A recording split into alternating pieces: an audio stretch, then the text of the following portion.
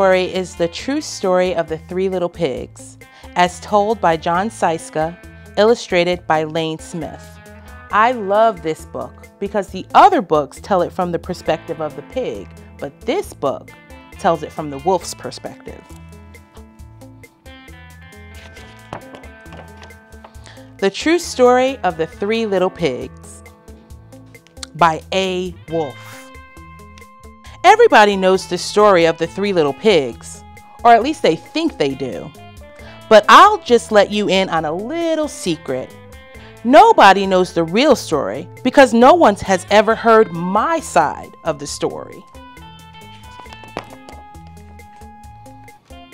I am the wolf, Alexander T. Wolf. You can call me Al for short.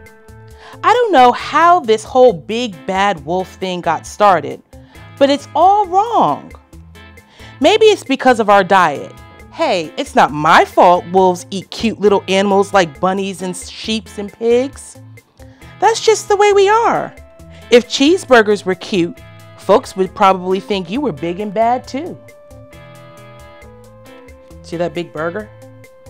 But like I was saying, the whole big bad wolf thing is all wrong. The real story is about a sneeze and a cup of sugar.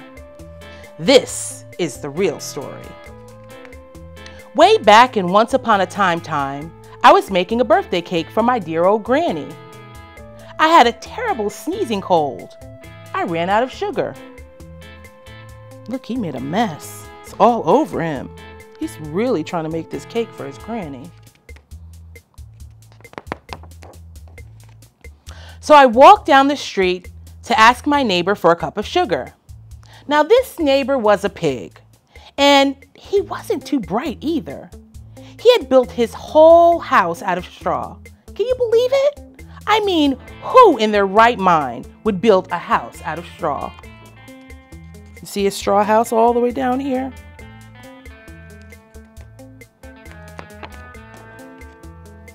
So of course, the minute I knocked on the door, it fell right in. I didn't want to just walk into someone else's house. So I called, "Little pig, are you in?" No answer. I was just about to go home without the cup of sugar for my dear old granny's birthday cake. That's when my nose started itching. I felt a sneeze coming on. Well, I huffed and I puffed. And I sneezed, a great sneeze. You see him sneezing so hard his glasses flew off.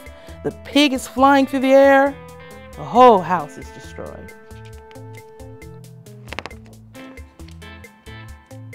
And you know what? That whole darn straw house fell down. And right in the middle of the pile of straw was the first little pig, dead as a doornail. He had been home the whole time. It seemed like a shame to leave a perfectly good ham dinner lying there in the straw, so I ate it up. Think of it as a big cheeseburger, just lying there.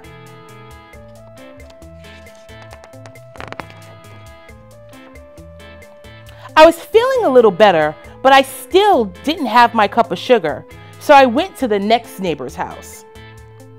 This neighbor was the first little pig's brother. He was a little smarter, but not much. He had built his house of sticks. I rang the doorbell on the stick house. Nobody answered. I called, "Mr. Pig, Mr. Pig, are you in?" He yelled back, "Go away, wolf. You can't come in. I'm shaving the hairs of my chinny chin chin." You see him shaving?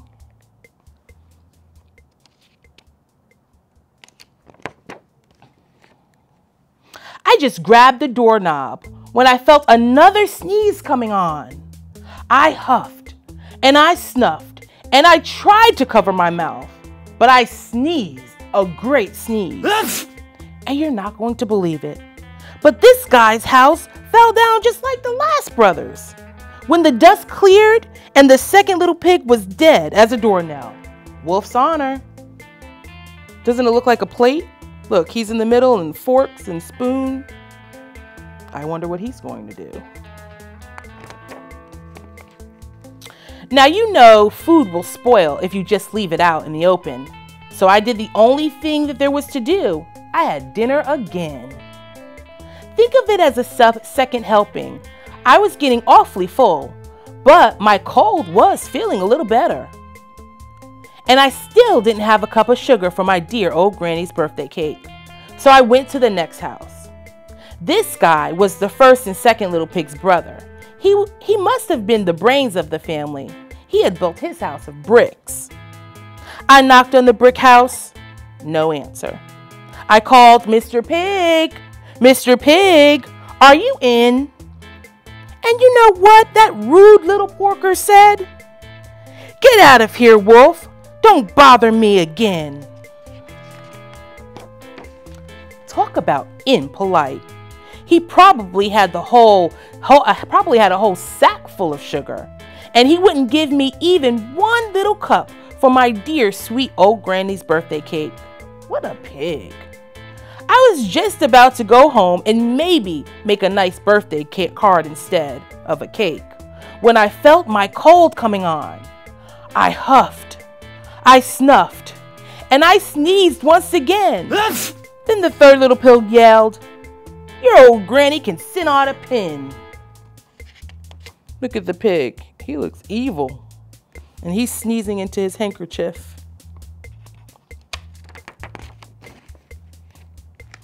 Now, I'm usually a pretty calm fellow, but when somebody talks about my granny like that, I go a little crazy.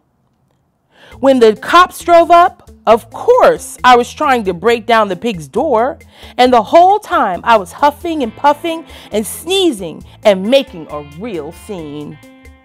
You see him huffing and puffing? News reporters are there with microphones.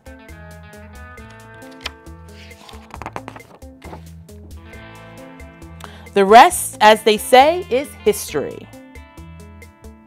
The news reporters found out about the pigs I had for dinner. They figured a sick guy going to borrow a cup of sugar didn't sound very exciting. So they jazzed up the story with all that huff and puff and blow your house down, and they made me the big bad wolf. That's it. The real story. I was framed.